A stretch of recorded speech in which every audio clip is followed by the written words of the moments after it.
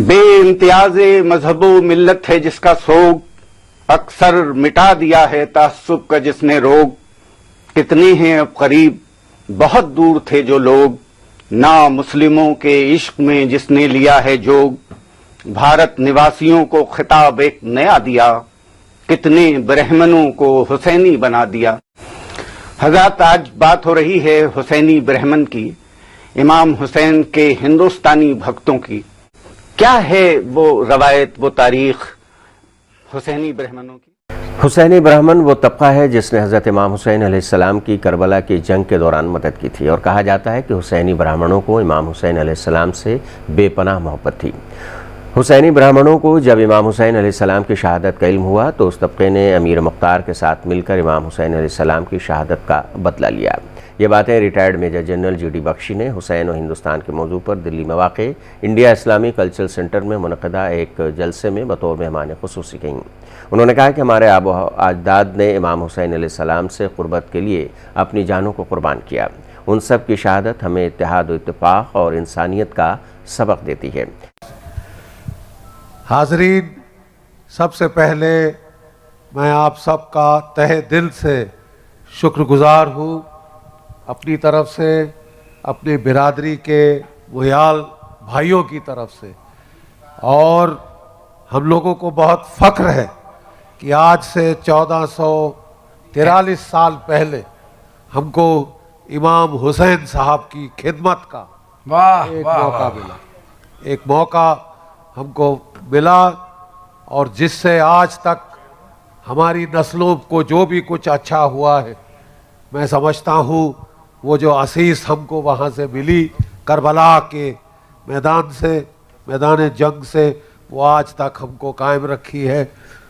खुद भी मैं अपने पुरखों से सुनता था राहब दत्त की दास्तान, और उनके बारे में देखिए, मैं फौजी इतिहास पढ़ता हूँ, तारीख मिलिट्री हिस्ट्री में पीएचडी कर रखी है किबला। वो तो बहुत शौक़ है मेरे को लड़ाइयों के बारे में पढ़ने का, क्योंकि हर जगह से सीखने का मिलता है। तो हमने कई बारी इस दास्तान के बहुत सारे इसके रूप हैं।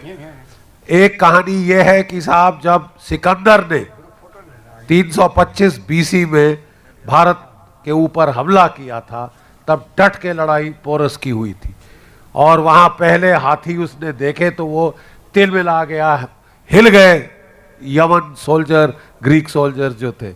और इतनी ज़बरदस्त लड़ाई के बाद उन्होंने आगे जाने से हिंदुस्तान में मना कर दिया, और वो कहते हैं विद्रोह हो गया था उसके कैंप में।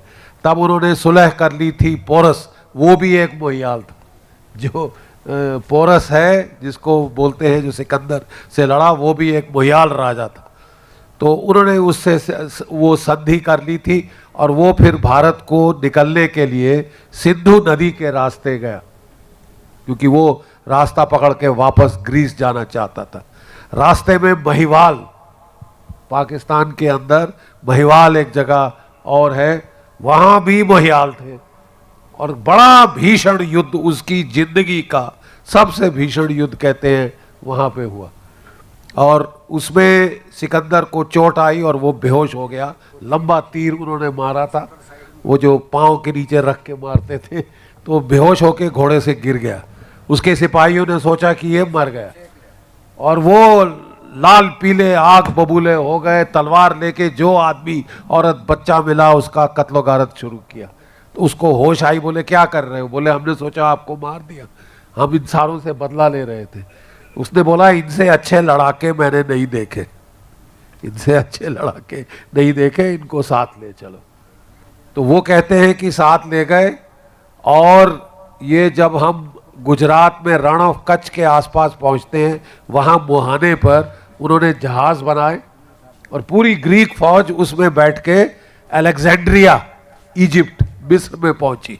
और वहाँ से ये लोग जो थे, वहाँ उसकी मौत हो गई थी अलेक्जेंडर की।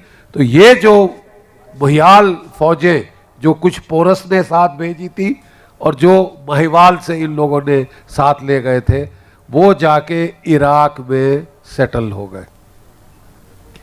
तो जब इमाम हुसैन साहब ने अपना वो जो है अपील करी है कोई जो मेरी मदद के लिए आएगा, तो तब हमें हमारे जो कहते हैं कवित बोलते हैं उनको, जो हमारी फैमिली की दास्तान कविता के उसमें सुनाते हैं, लड़ाइयों की दास्तान, तो उन्होंने बताया कि वो राहत दत्त अपने 7 बेटों और अपने साथियों को 200-250 थे मेरे ख्याल, वो लेके करबला के मैदान में मदद के लिए गए।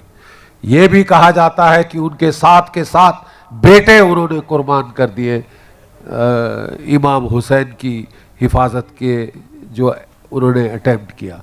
बचा तो नहीं पाए, लेकिन ये कहा जाता है कि याजिद के सिपाहियों से उन्होंने शिया फौजों के साथ मिलकर बदला लिया उनके जो कत्ल का। तो ये देखिए कहानी तब से आ रही है हमारे साथ, और हम लोगों को हुसैनी ब्राह्मण बोला जाता है। और जब हम पाकिस्तान में थे तो मेरे फादर साहब मुझे बताते थे, जब किसी को फुंसी फोड़े होते थे तो एक हुसैनी ब्राह्मण को बुलाया जाता था, बोलता था जरा थूक के इस पे मल दे, ये ठीक हो जाएगा।